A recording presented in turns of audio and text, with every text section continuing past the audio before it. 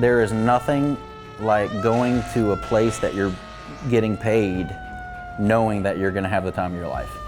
There's nothing like it. I know that when I come to work, it's going to be fun.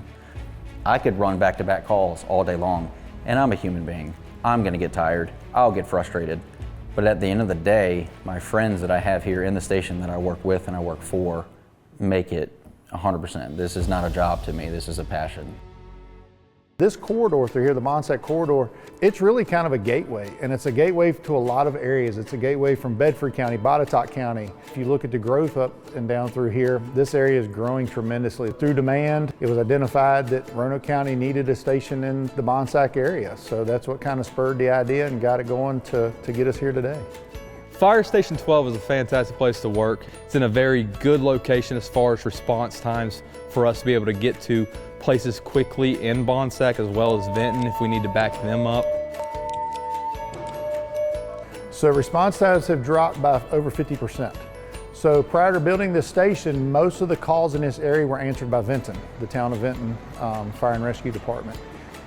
Since we've built this station, actually looking at comparable calls, and what I mean by that is actually using the exact same addresses, we went from an average response time of over 8 minutes to about 4 minutes. So it dropped it in half by having a station right here in the middle of where the majority of the calls were and where they were dispatched to.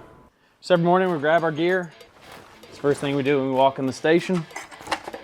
And we'll take it out and try to put it where we're gonna be for the day. Starting our morning checks here.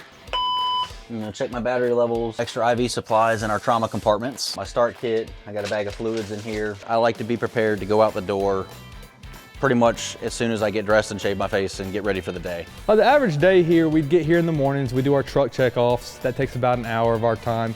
So we have breakfast training, that goes until about a little after lunch. After there, usually the day slows down a little bit. It's a fire home, not necessarily a firehouse. You know, we come in, we get dressed, say hi to our buddies, we make our meals, we train, exercise in the gym or wherever. We run our calls. We come back and we always debrief. Most of the time we come back from a call, we'll talk about how it went, you know, what we could have done differently, what we could have done better, and really just, you know, spending time with each other and learning from each other. We all bring something very unique to this table, you know, when we sit down and join each other. So this is really a station, a lot of our stations in the past were kind of built wherever land was given to them. So this was really the first station we had. We got to look for the land, find the land. This was really a collaboration of a lot of our people who work in the field. You know, we went to those folks and we said, what do y'all want in a station? And we told them, we said, nothing's off the table. We wanted what we call an operational, functional station. You know, our job is to get to calls quickly. So we wanted everything to be based on how quickly can you get to the truck when you get a call. It really is not too big and it's not too small. Everything's on one level. I like being able to go out my bunk room and straight to the truck in the middle of the night. So that's how this design came to be. It's what's called a split bay design. So sitting here in the bays, most of our stations, the bays are kind of the end of the building and then you have everything else. Well, here you have part of the station on one side of the bays and the other part on the other side. So no matter where you're at in this building, pretty much every room goes into the bays. So as soon as you get a call, it's a very short walk to get on the trucks and respond.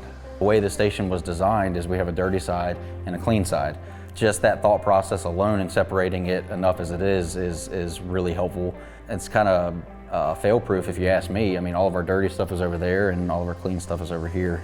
Makes it very simple. So this room really opens up to what a lot of fire stations would tell you is kind of the heart and soul of a fire station, which is kind of their day room, kitchen area. And you can imagine at this station we have a minimum of 5 people here a day, 3 shifts. We're able to kind of make the station our own, being some of the first crews that are in the building. The chalkboard's kind of a firehouse tradition.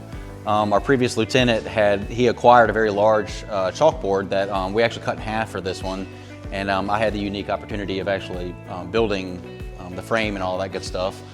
You know, we got the county logo, the union logo, and of course the station logo here. A lot of our stations, they like to build their own tables. They take a lot of pride in the department and where they work. So a lot of our stations have come up kind of with an emblem.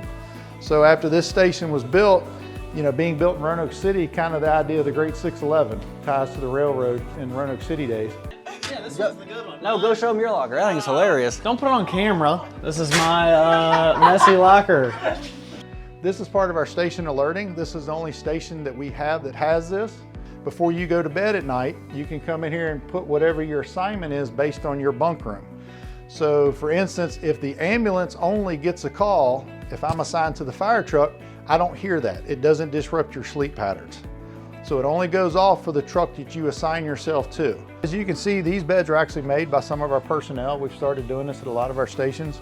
The great thing about this is, number one, they're made by our folks, but from a budgetary standpoint, just to buy the materials and have them build them is much, much more efficient than buying commercial beds. And the other thing is the way firefighters build things, these things are bolted together and screwed together in a way that they won't fall apart, they don't break, and they'll be here for many, many, many years. So now we're in our bays. This is where the fire trucks are. Couple neat things about this, the heated floors that we have here. This was a new concept for our fire stations. We had never done heating in the floor, so that's where all the heating system comes from. We did the ceiling fans out here. We'd never put ceiling fans in a bay, but just to help move exhaust fluid and air. This station does have an exhaust removal system in it, so when they start the trucks and the doors go up, there's actually an exhaust removal system, which is part of that up there, to help get the diesel exhaust out of the bays. So this is coming into our PPE storage room. So what this is all the firefighter gear of everybody who works here. It's in a completely separate room all by itself. One of the nice features about this room is we do have a complete ventilation system in here for off-gassing. Attached to that gear room is also where they can wash their gear. So this is a gear washing machine. It's made especially for firefighter gear, the PPE. It's called an extractor. So it's made to extract all the carcinogens and particulates that they may encounter during the day. This is our fitness room. We wanted to be in shape, be able to have our folks be physically ready to do their jobs. So we did put in a separate fitness room in this station. As you can see, it's a nice big room, a lot of equipment that was purchased for this station. One thing that was discussed in our work group who helped design a lot of this was the roll-up door. So this roll-up door enables them just to hit a button. They're able to take a lot of this equipment outside. You know, this job is physically demanding.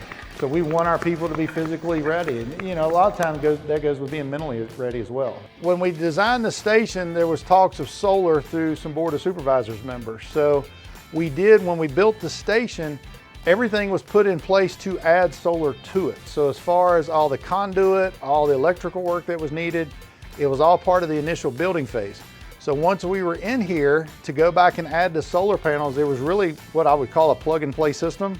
All they had to do was put the panels down and plug them up because everything was already in place.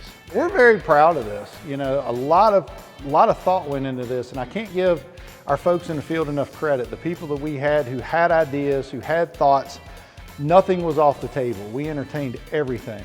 And just so many great ideas of little things we didn't think about that they did, that were incorporated into this design that really led us to what the end product is.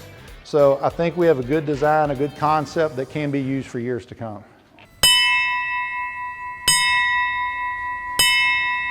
It means a lot, you know, when the community or the investment gets put into fire and rescue, really helps us. It helps us get the gear we need to protect ourselves, not only ourselves, but the citizens of the county. When we respond to any types of calls, and make sure we have what's necessary, including the training that we all get here as well. It's phenomenal. I mean, it is really nice to know that your employer cares enough to spend the amount of money that they do on the things that help us be better at our jobs. The amount that they put towards not just our buildings and our equipment, but to us personally. All of the things that they do for us, you know, day in and day out it's wonderful, you know. Well, it shows what the county wants to do for the citizens and the businesses. You know, public safety is a priority. They say that, they don't just say it, they do it. You know, this was a large investment by the county, and not just a financial investment, but the investment to work with Roanoke City and to work with a private entity and a church to reach out to make this happen. It shows that they don't just talk about public safety, that they actually do it, that they put the finances behind it. And it's not just building a building. We had to, you know, buy a new fire truck. We had to buy a new ambulance. We had to hire 18 people to staff this. So it's a large investment, but it's an investment in the community and in Roanoke County.